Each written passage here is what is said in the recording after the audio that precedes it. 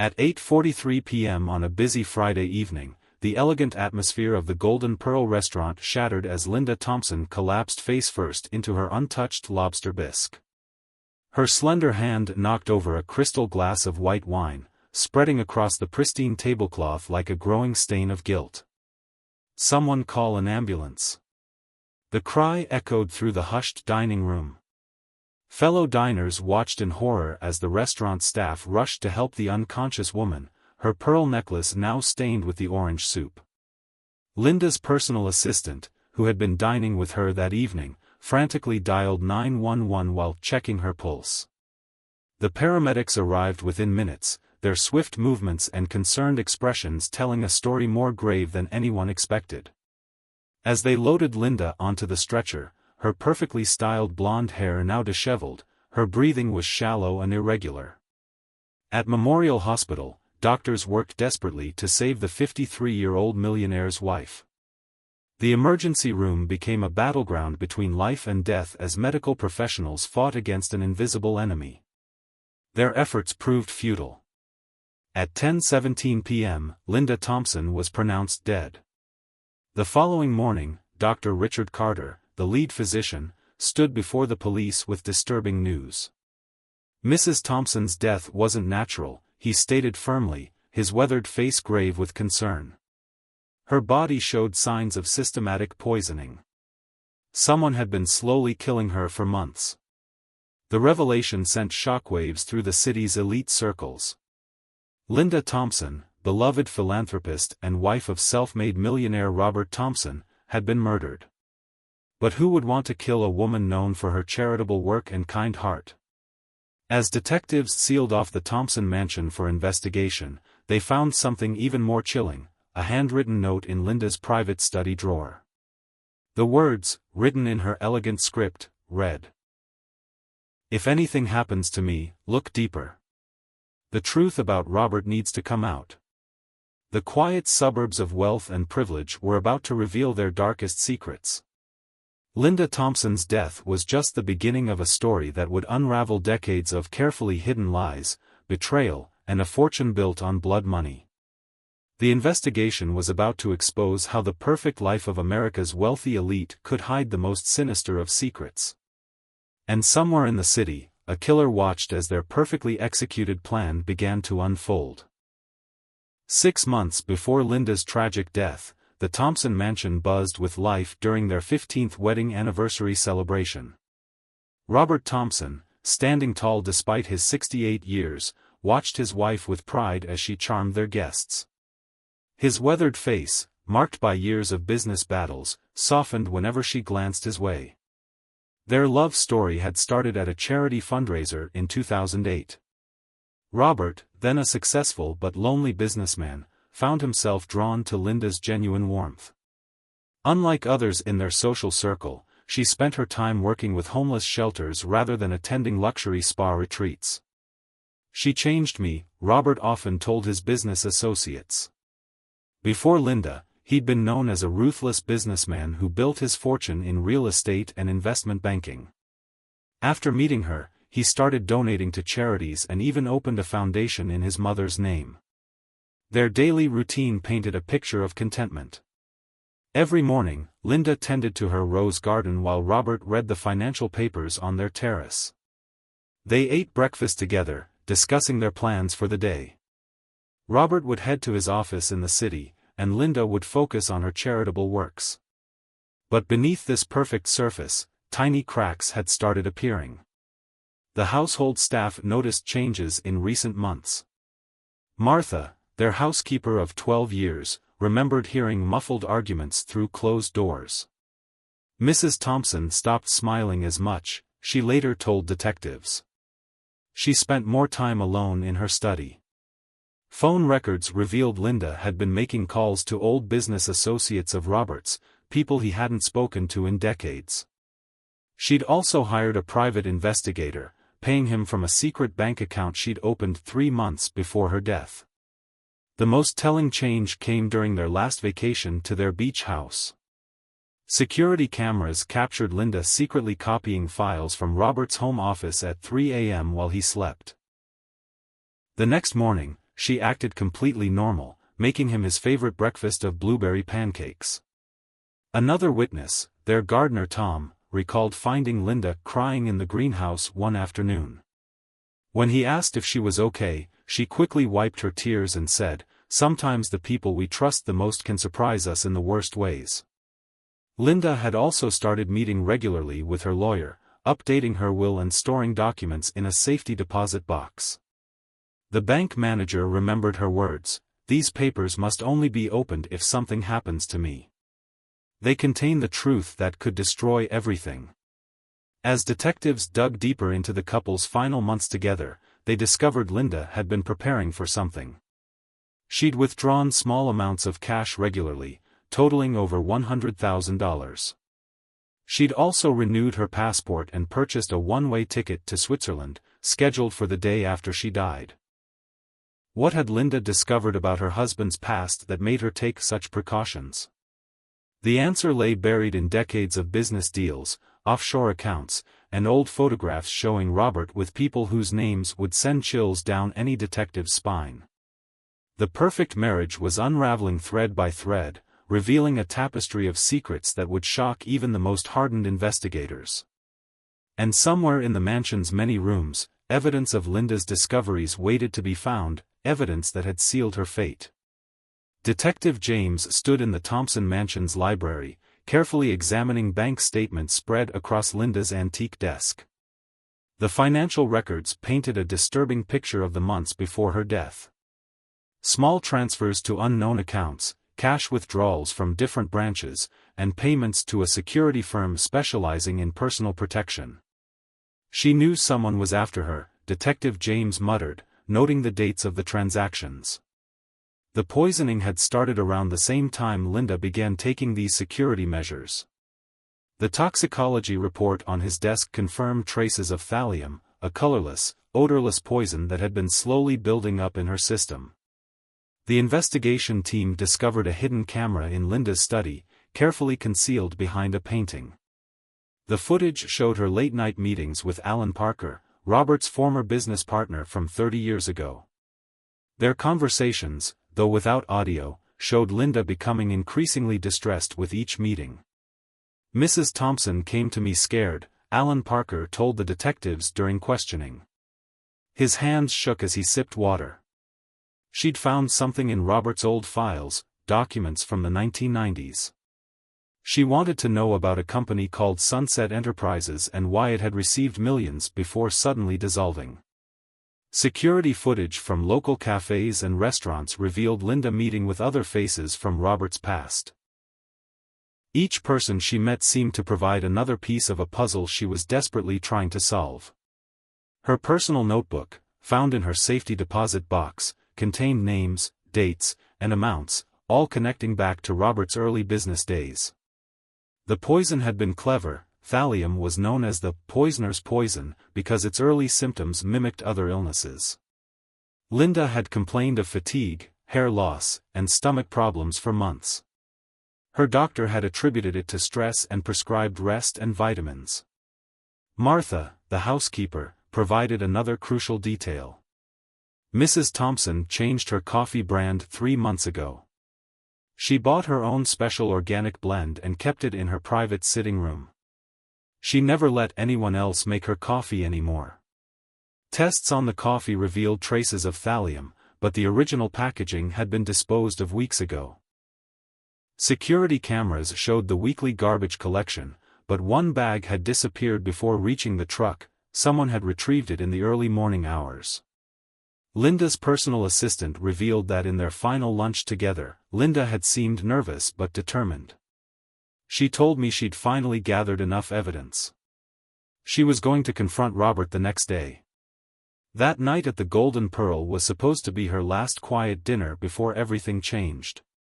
The investigation uncovered a safety deposit box registered under Linda's maiden name.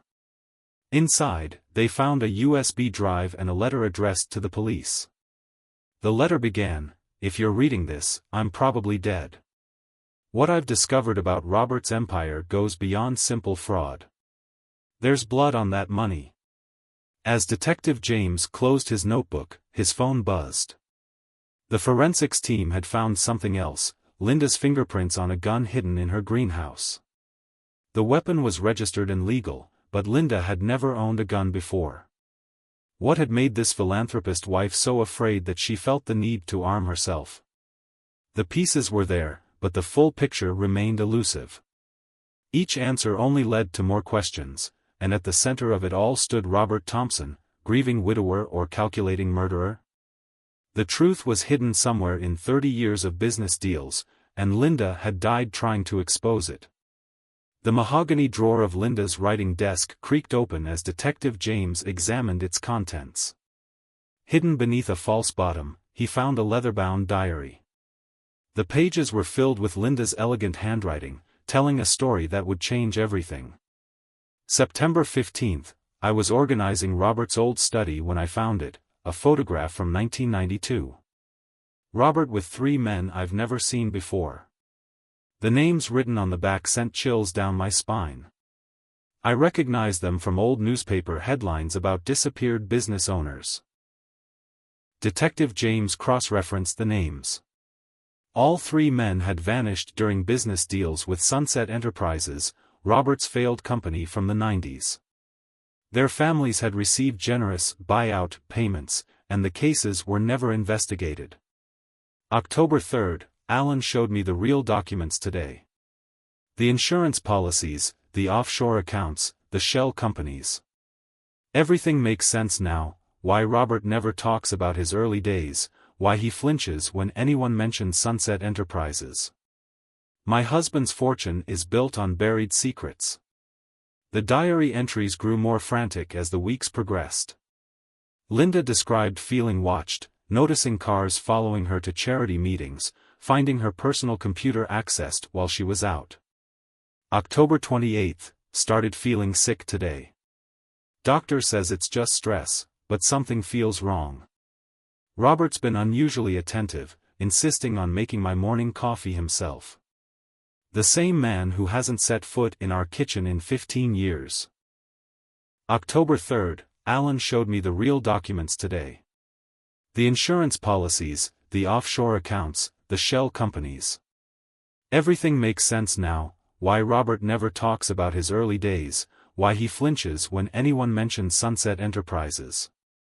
My husband's fortune is built on buried secrets. The diary entries grew more frantic as the weeks progressed. Linda described feeling watched, noticing cars following her to charity meetings, finding her personal computer accessed while she was out. October 28th, started feeling sick today. Doctor says it's just stress, but something feels wrong. Robert's been unusually attentive, insisting on making my morning coffee himself. The same man who hasn't set foot in our kitchen in 15 years. November 10th, transferred more documents to the safety deposit box today.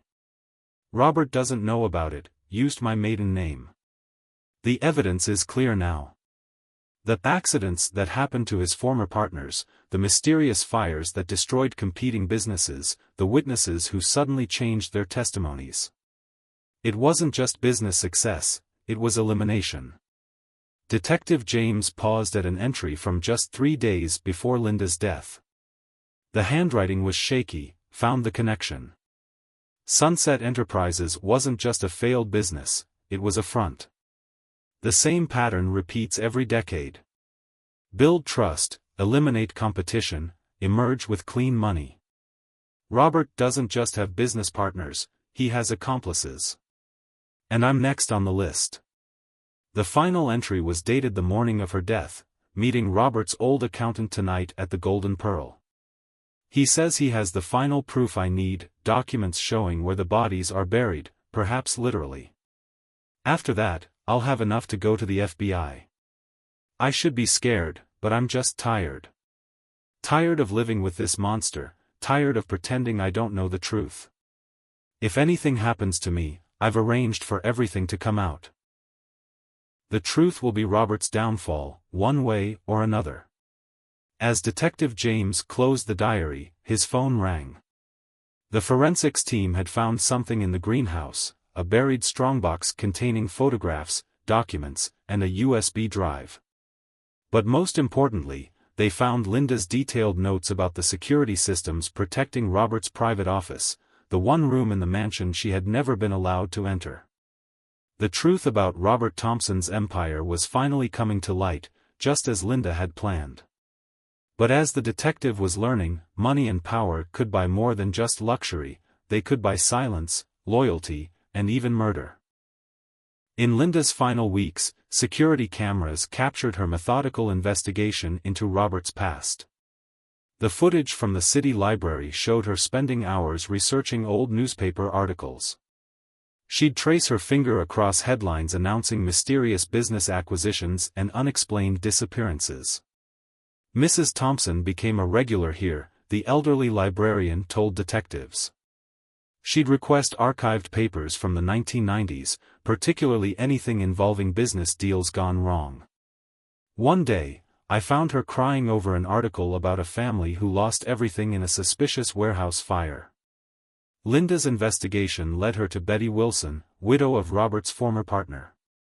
The meeting, recorded by Linda's secret camera, revealed a chilling pattern. "They threatened my Harold," Betty's voice trembled in the footage. "Said he could either sign over his shares or face consequences." A week later, he had a fatal car accident. The brake lines were cut. Bank records showed Linda tracking money through a maze of offshore accounts. She'd created detailed flowcharts connecting shell companies to mysterious deaths. Each successful business takeover by Robert had a dark story behind it: competitors who conveniently disappeared, partners who died in accidents, families who were quietly paid off. One afternoon, Linda visited an old storage facility on the outskirts of town. Security footage showed her leaving with a dusty box of Sunset Enterprises documents. Inside were photographs of Robert with known criminals, handwritten notes about cleanup costs, and lists of people who needed to disappear. Her personal camera captured meetings with former employees of Sunset Enterprises. Each told a similar story: Robert Thompson wasn't just a shrewd businessman, he was a mastermind who eliminated obstacles permanently. Those who cooperated received generous payoffs. Those who refused vanished. "I worked as his secretary in '94, one woman whispered in the footage. "I saw him meeting with these scary men late at night. The next day, our biggest competitor's warehouse burned down. Robert just smiled when he heard the news, said something about clearing the playing field." Linda's investigation revealed a pattern spanning decades. Every 10 years, Robert would establish a new company, build trust with partners, then systematically eliminate competition. The profits would be laundered through legitimate businesses, emerging clean on the other side. Her notes detailed visits to construction sites where rival companies' buildings once stood. She photographed empty lots where warehouses had mysteriously burned. Each location represented another step in Robert's climb to wealth, each vacant space marked by an unsolved tragedy. The most damning evidence came from Robert's former accountant.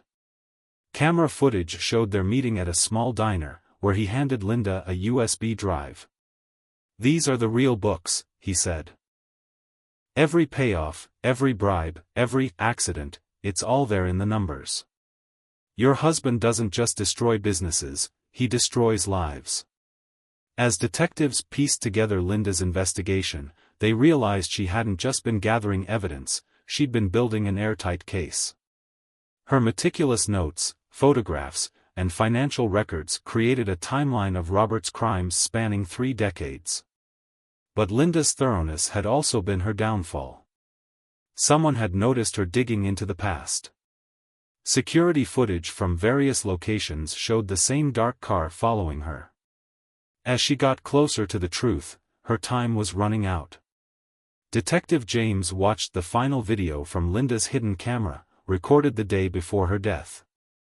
She looked directly into the lens and spoke, "I know he's watching me now. I know what's coming. But the truth about Robert Thompson will not die with me." Robert Thompson sat in his private office, surrounded by the trappings of wealth that now felt like a prison. As detectives searched his mansion, the true story of his rise to power began emerging from dusty files and forgotten records. The year was 1990. Robert, then a struggling real estate agent, met James Sullivan at a low-end bar. Sullivan had connections to people who could solve problems for a price. Their first deal was small, frightening a competing real estate agent out of a lucrative neighborhood. But it worked. Mr. Sullivan was very clear in his testimony, Detective James read from the file. Thompson started small, but his ambition grew with each success. By 92, he was orchestrating full takeovers of failing businesses, using threats and accidents to force sales. The pattern was always the same. Robert would identify struggling business owners, offer to help them with their finances, then use their desperation to gain control. Those who cooperated received fair payouts. Those who refused faced orchestrated accidents. Martha, Robert's old secretary, finally broke her silence. The warehouse fire in '93, I overheard him planning it. The owner, Mr. Chen, refused to sell his import business. The next week, his entire inventory went up in flames.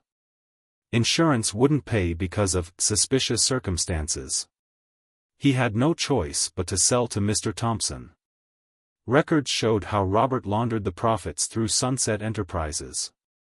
The company appeared legitimate on paper, but its real purpose was to clean money from these forced acquisitions. Each tragedy added more wealth to his empire, more blood money hidden behind legal paperwork. The turning point was the Davidson deal, Alan Parker revealed to investigators. Jack Davidson discovered what Robert was doing. He threatened to expose everything. 2 days later, his brake lines were cut. The car accident made his wife a wealthy widow, and she sold his shares without asking questions. But Linda had discovered something even darker. Hidden in Robert's private safe, she found documents about Operation Clean Slate, a systematic plan to eliminate everyone who knew about his criminal beginnings. Old partners, employees, even the criminals he'd hired, all were potential threats to be handled. Former employees started coming forward. They described Robert's two faces, the charming businessman who donated to charities, and the ruthless strategist who ordered devastating accidents without remorse. Each success made him bolder, each crime added to his fortune. The evidence showed how Robert had maintained his empire through fear and silence. Anyone who threatened to expose him either disappeared or had a tragic accident. His network of corrupt officials and paid criminals ensured investigations were buried. He seemed untouchable, one former detective admitted. Every time we got close to proving something, witnesses would change their stories, evidence would vanish, or cases would be mysteriously closed. Linda's investigation had uncovered it all: the shell companies, the payoffs, the connections to organized crime. She'd found proof linking Robert to 12 suspicious deaths, hundreds of millions in laundered money, and decades of orchestrated criminal activities. As Detective James laid out the evidence, Robert's carefully constructed world began crumbling. The man who'd built an empire through fear was about to face his greatest fear: exposure. And somewhere in the city, Linda's final piece of evidence waited to be found, ready to complete his downfall. The security cameras told the story of Linda's final days through silent, black and white footage. Each frame revealed her growing awareness that she was running out of time. 2 weeks before her death, cameras caught Linda installing a new lock on her private study. The next day, she visited 5 different banks, depositing sealed envelopes in safety deposit boxes under various names. She was preparing, Detective James noted. Spreading evidence so it couldn't all be destroyed at once. Security footage from the local coffee shop showed her last meeting with Alan Parker. Linda passed him a thick envelope, her hands shaking. Later, Parker told detectives she knew she was being poisoned. She could feel herself getting weaker. But she was determined to finish what she'd started. The mansion's cameras revealed Linda's careful routine in her final days. She prepared her own food, drank only bottled water she bought herself, but somehow the poison still found its way into her system. The footage showed Robert watching her from doorways, his concern appearing genuine to anyone who didn't know the truth. "The day before she died, Mrs. Thompson asked me to mail some letters," Martha recalled, wiping tears. "She said they were important, but shouldn't be sent until after something happened to her. I did what she asked, posted them the morning after she died." The cameras caught Linda's last phone call in her study. "Everything's ready," she told someone. "After tomorrow's dinner, go to the safety deposit boxes. The account numbers are in the blue envelope. Make sure everyone sees what he really is." That final evening, cameras tracked her car to the Golden Pearl. She arrived early, checking her appearance in the restaurant's mirror. The footage showed her hands trembling as she applied lipstick, but her face was determined. Her personal assistant was the last person to speak with her. "She told me she'd finally found Robert's weakness. She said, sometimes the biggest criminals make the smallest mistakes." Then she mentioned something about a receipt from 1992 that would unravel everything. The restaurant's security system captured Linda's final moments. She seemed distracted, checking her phone repeatedly. At 8:40 p.m., she received a text message.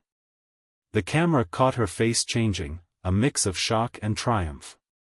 3 minutes later, she collapsed. When detectives checked her phone, the final message was gone.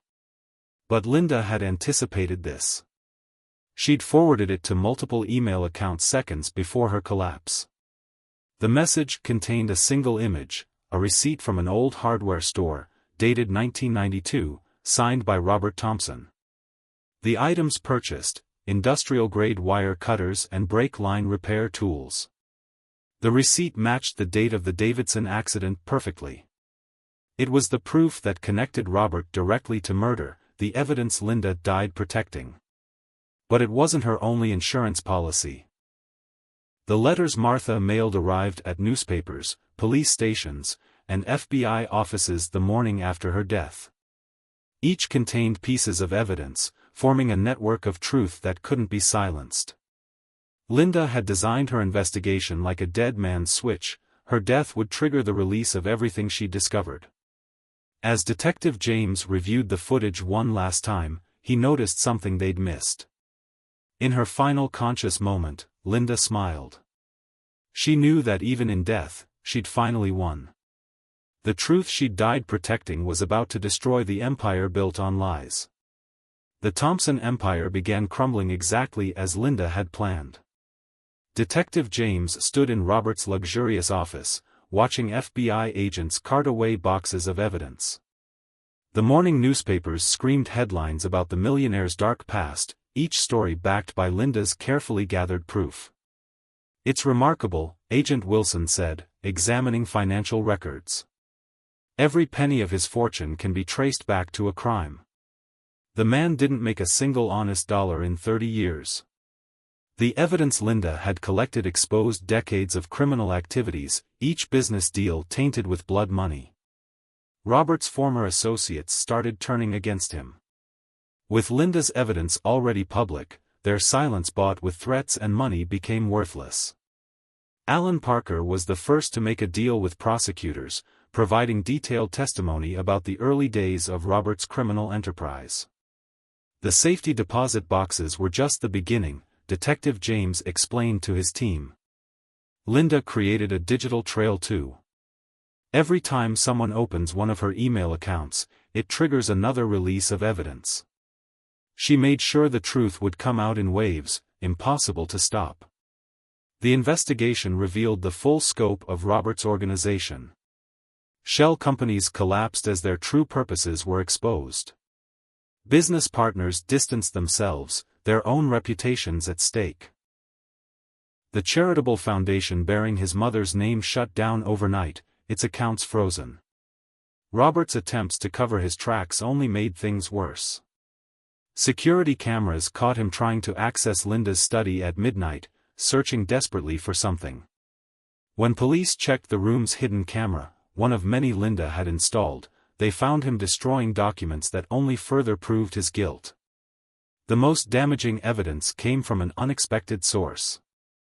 Linda had befriended Robert's elderly housekeeper, who had worked for him since the beginning. Now, freed from fear by Linda's death, she provided investigators with 3 decades of overheard conversations and witnessed meetings. Mrs. Thompson knew what she was doing, Agent Wilson admitted. She didn't just collect evidence, she created a domino effect. Each revelation leads to another, each witness's testimony encourages others to speak. The whole house of cards is falling. As Robert's empire dissolved, the human cost of his crimes emerged. Families of his victims came forward, their stories corroborating Linda's evidence. The Davidson widow, who'd sold her shares after her husband's accident, revealed threats that had kept her silent for decades. Investigators discovered Linda had also contacted these families in her final months, gathering their stories and ensuring they would receive justice. She'd set up trust funds for them, funded by the evidence she'd gathered about Robert's illegal accounts. The final blow came when Robert's private banker cracked under questioning. He revealed the existence of hidden accounts in Switzerland, exactly as Linda had suspected. The accounts contained millions in stolen money, each transaction matching perfectly with the dates of Robert's crimes. Detective James watched as FBI agents led away Robert's former associates. The man who had once controlled the city through fear now sat alone in his mansion, his power evaporating with each new revelation. Linda's meticulous planning had ensured that this time, there would be no escaping justice. As the sun set on the Thompson estate, the detective found one last note from Linda, hidden where she knew they would eventually look. "Some fortunes are built on dreams," she'd written. "Others are built on nightmares. It's time for the world to wake up." On a cold morning 1 year after Linda's death, Detective James stood before the courthouse as the verdict was read. Robert Thompson, once a celebrated millionaire, was sentenced to life imprisonment without parole. His crimes, spanning 3 decades, had finally caught up with him. In the end, it wasn't just the murders or the money laundering that sealed his fate. It was the detailed trail of evidence Linda had left behind, her final act of justice reaching out from beyond the grave. Each piece of evidence she'd gathered told part of a larger story, a story of greed, power, and the terrible price of unchecked ambition. The Thompson mansion, once a symbol of wealth and success, was sold. Following Linda's final wishes, the proceeds went to the families of Robert's victims. The Davidson children received funds for college, fulfilling their father's dreams. Mr. Chen's family rebuilt their business, this time without fear of mysterious accidents. Martha, the housekeeper who had helped Linda in her final months, opened a small charitable foundation dedicated to helping victims of corporate crime. "Mrs. Thompson taught me that one person's courage can change everything," she told reporters. "She died bringing truth to light, and will honor that legacy." The city's business community underwent a transformation. Linda's evidence had exposed not just Robert's crimes, but an entire network of corruption. New regulations were put in place, inspired by the documents she'd gathered. Her death had sparked a movement for corporate transparency.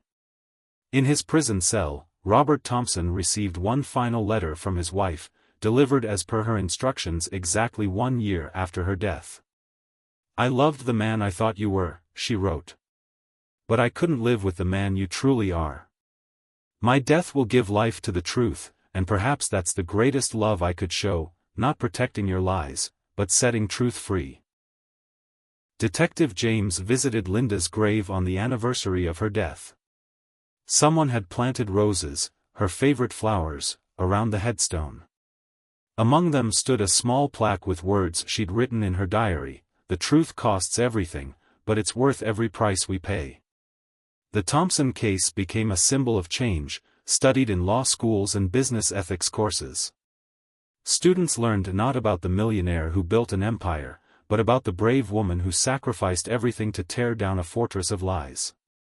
The final page of Linda's diary, now preserved in the City Museum's ethics exhibition, read, to those who think money can buy anything, remember this: it can't buy truth. Truth lives in courage, in sacrifice, in the willingness to stand alone against power.